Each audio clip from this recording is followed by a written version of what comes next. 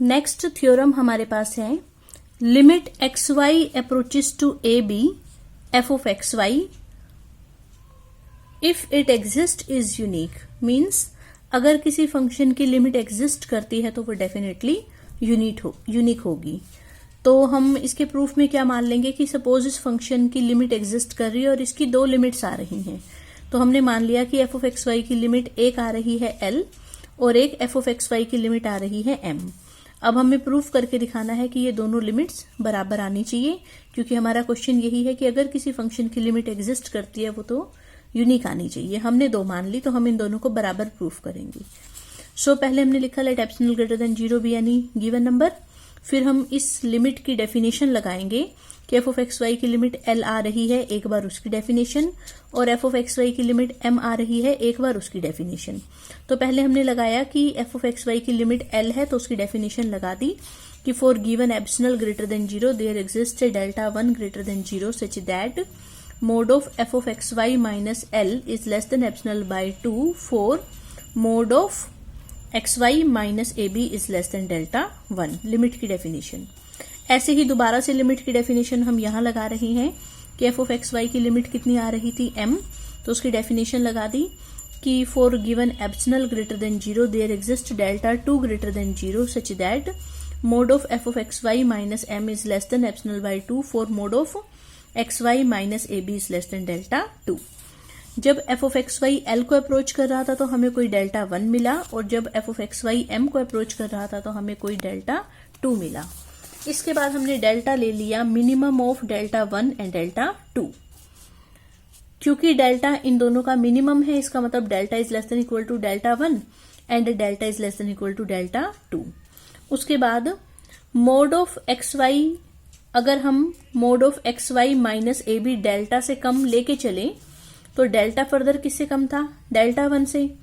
ये मोड कम है डेल्टा से, डेल्टा लेस है डेल्टा 1 से, तो कुल मिला के ये मोड किससे लेस हो गया, डेल्टा 1 से। इसी तरह से मोड लेस है डेल्टा से, डेल्टा लेस है डेल्टा 2 से, तो ये मोड किससे लेस हो गया, डेल्टा 2 से। तो मोड जो है वो डेल्टा 1 से भी कम है और डेल्टा 2 से भी कम है। और यहां हमने क्या किया था कि अगर इनका मोड डेल्टा 1 से कम है तो एफ ऑफ एक्स वाई और एल के डिफरेंस का मोड एप्सिलॉन बाई 2 से कम आएगा, और अगर एक्स वाई और ए बी के डिस्टेंस का मोड डेल्टा 2 से कम है तो एफ ऑफ एक्स वाई और एम के डिस्टेंस का मोड एप्सिलॉन बाई 2 से कम आएगा। तो क्योंकि ये दोनों कंडीशंस फुलफिल हो रही हैं इसलिए ये दो कंडीशंस भी हमारी फुलफिल होंगी। सो यहां पर आ गया कि mod of F of X Y minus L is less than epsilon by 2 and mod of F of X Y minus M is less than epsilon by 2। Now mod of L minus M निकाल के देखते हैं। इसमें हमने F of X Y plus कर दिया, F of X Y minus कर दिया, फिर हमने वो फॉर्मूला लगा दिया कि mod of A plus B is less than equal to mod of A plus mod of B. फिर ये मोड में है, इसको हमने एफ ऑफ एक्स वाई को आगे लिख दिया, एल को पीछे लिख दिया, क्योंकि मोड ऑफ जेड लिखो या मोड ऑफ माइनस जेड लिखो एक ही बात होती है। ये ऐसे कैसा, ये किससे लेस था, एप्सिलॉन बाई 2 से। ये किससे लेस था, एप्सिलॉन बाई 2 से। टोटल मिला के ये किससे लेस हो गया, एप्सिलॉन से। तो हमारे पास आ गया कि mod of L minus M is less than epsilon, where epsilon क्या था, कोई भी पॉजिटिव रियल नंबर। आगे लिखा है लेकिन एप्सिलॉन क्या था, कोई भी arbitrary small positive real number. और अगर किसी नंबर का मोड हर एक एप्सिलॉन से कम आ रहा हो तो वो नंबर 0 हो जाता है। अगर किसी नंबर का मोड एप्सिलॉन से कम आ रहा है तो वो नंबर 0 हो जाता है, अगर ये result for all epsilon greater than 0 के लिए हो तो यहां से हमारे पास आ गया L minus M is equal to 0, this implies L is equal to M. तो फंक्शन की एक लिमिट हमने एल मानी थी और एक लिमिट एम मानी थी, और वो दोनों अब हमने बराबर दिखा दी। इसके बाद हमारे पास एग्जाम्पल्स हैं कि let F is a function from R square to R defined by F of X Y is equal to X square plus Y square. F एक फंक्शन है आर स्क्वायर से लेकर आर तक, और किस तरीके से डिफाइंड है कि एफ को हमने आर स्क्वायर के किसी element X comma Y ordered pair पे लगाया और आंसर क्या आ रहा है, X square plus Y square. हमें इसकी लिमिट निकाल कर दिखानी है कि इस फंक्शन की लिमिट 0 आनी चाहिए when X Y approaches to 0 0। तो हमने सबसे पहले लिया let epsilon greater than 0 be any real number. फिर हम इस एफ ऑफ एक्स वाई और 0 का डिस्टेंस निकाल के देखते हैं। तो हमने लिखा mod of F of X Y minus 0, F of X Y की वैल्यू पुट कर दी, फिर मोड का फॉर्मूला लगा दिया कि mod of A plus B is less than equal to mod of A plus mod of B.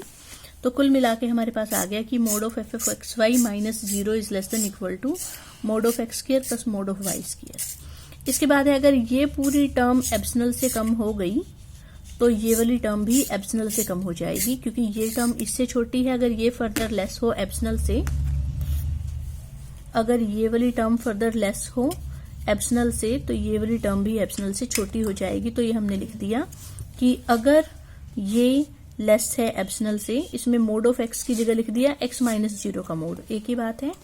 Mode of Y की जगह लिखा मोड ऑफ वाई माइनस 0। तो अगर ये वाली पूरी टर्म, अगर के लिए इफ लिखा हुआ है, अगर ये वाली पूरी टर्म एप्सिलॉन से कम है तो ये वाली भी एप्सिलॉन से कम हो जाएगी।